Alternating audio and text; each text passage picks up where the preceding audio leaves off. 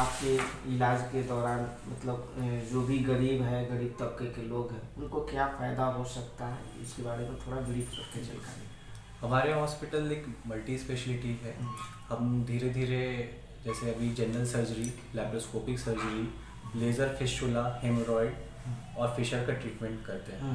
इसके अलावा अभी हमने यूरोलॉजी एक नया डिवीज़न स्टार्ट किया है जिसमें रीनल स्टोन, प्रोस्टेट, यूरेटर और फीमेल यूरोलॉजी, पीडियाट्रिक यूरोलॉजी जैसे ब्रांचेस हमने अभी इंट्रोड्यूस किए हैं।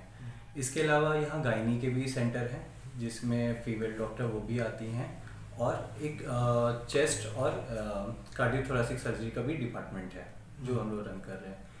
गरीब पेशेंट्स जो आते हैं या हर तरीके के पेशेंट्स आते हैं, हमारी कोशिश सबसे पहले ये रहती है कि हम सर्विस दे सकें, उनको सर्विस दें ताकि उनके बेहतरमेंट के लिए एंड ऑफ द डे वो ज़रूरी है डॉक्टर के लिए कि पेशेंट आए, इलाज करवाए, खुशी खुशी घर जाए।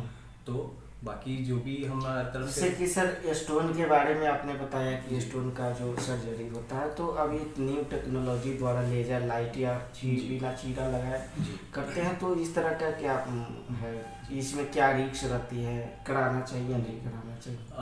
अब जैसे जैसे नए टेक्नोलॉजीज आ रहे हैं, फॉर एग्जांपल रीनल स्टोन, गुर्दे का स्टोन, तो पहले ये होता था चीरा लगा के ऑपरेशन किया जाता था, तो उसमें चीरा का साइज 5 सेंटीमीटर 6 सेंटीमीटर ऐसा रहता था।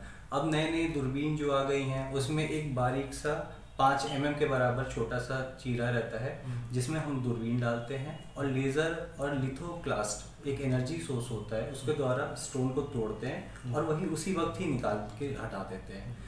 ये सारी चीज़ें अब ऐसी आ गई हैं मिनिमल इन्वेजिव के फॉर्म में। तो इससे क्या होता है, पेशेंट कोमॉर्बिडिटी या पेशेंट की सुरक्षा जो चीज़ें रहती हैं, ब्लीडिंग होना, इन्फेक्शन होना, ये सारी चीज़ें का रिस्क कम हो गया है। पेशेंट खुशी खुशी आज एडमिट होगा, 2 दिन के अंदर डिस्चार्ज होके वो घर जा सकता है। क्योंकि गांव देहात से जो भी आते हैं जी तो उनका मानना रहता है कि जो लेजर से होता है वो सक्सेस नहीं हो पाता है, उसे जो सर्जरी के माध्यम से होता है वो ठीक रहता है। तो आप डॉक्टर के तौर पे रिकमेंड अगर करना चाहें पेशेंट को तो कौन सा बेटर रहेगा? देखिए, एक तो पहला चीज़ ये चीज़ समझना होगा, हर इंसान के अंदर का इन्वायरमेंट जो चीज़ होती है, कहते हैं इन्वायरमेंट, वो सबका अलग अलग होता है। सबका स्टोन का डेंसिटी, स्टोन का साइज, स्टोन का लोकेशन, बहुत सारी प्रतिक्रिया इस पे निर्भर करती हैं जी। अब कई बार ऐसा होता है कि 1.5 सेंटीमीटर या 2 सेंटीमीटर का स्टोन है, आप एक बार में क्लियर कर देते हैं, पर किसी किसी में होता है कि वो इतना प्रतिक्रिया आप नहीं कर सकते क्योंकि रास्ता किसी का छोटा है या किसी में इन्फेक्शन काफ़ी दिन से है, इसके वजह से होता है कि आपको बीच में स्टेंट डाल के छोड़ना पड़ता है कि या फिर पत्थर आधा निकलता है या ब्लीडिंग वगैरह हो सकती है। तो ऐसे बहुत सारे फैक्टर्स हैं जो कंट्रीब्यूट करती हैं। स्टोन अब जो नए नए ये आ गए हैं ट्रीटमेंट, इसमें कोशिश यही रहती है कि एक ही सिटिंग में स्टोन को क्लियर कर दिया जाए। बाकी बहुत सारा फैक्टर्स डिपेंड करता है सर्जन के ऊपर, इंस्ट्रूमेंट्स के ऊपर, टेक्नोलॉजीज के ऊपर एंड सबसे इम्पोर्टेंट पेशेंट के ऊपर।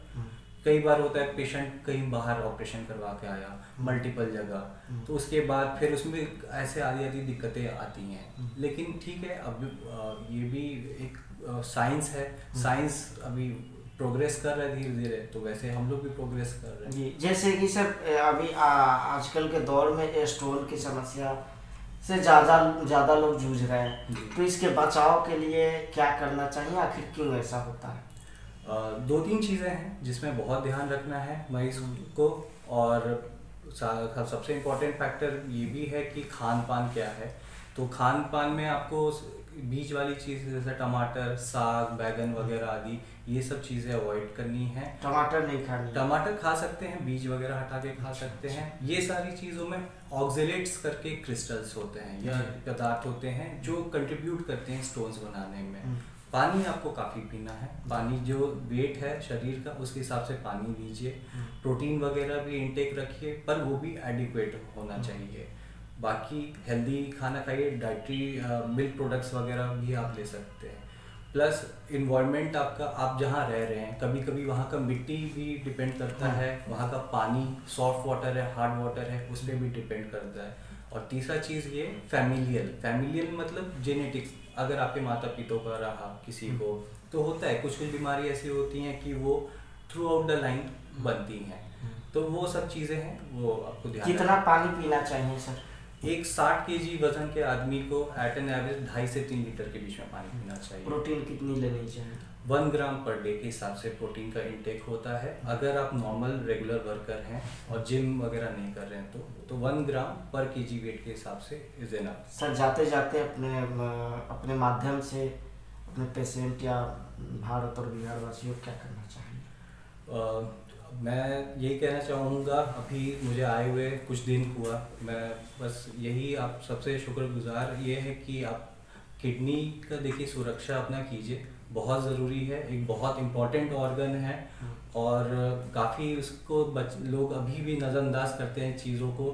आप प्रोटीन, नमक, मीठा ये सब चीज़ डाइट के अकॉर्डिंगली वो कीजिए। और सबसे एक रिक्वेस्ट है, खान पान के अलावा थोड़ा वर्जिश भी करें, थोड़ा मूवमेंट भी रखें, वेट का भी हिसाब किताब रखें और पानी वगैरह लें अच्छे से और डाइट मेंटेन करें। बाहर के खाना अवॉइड करें। बाहर का खाना बिल्कुल अवॉइड करें। आपका नाम क्या होगा सर? डॉक्टर ताबिश।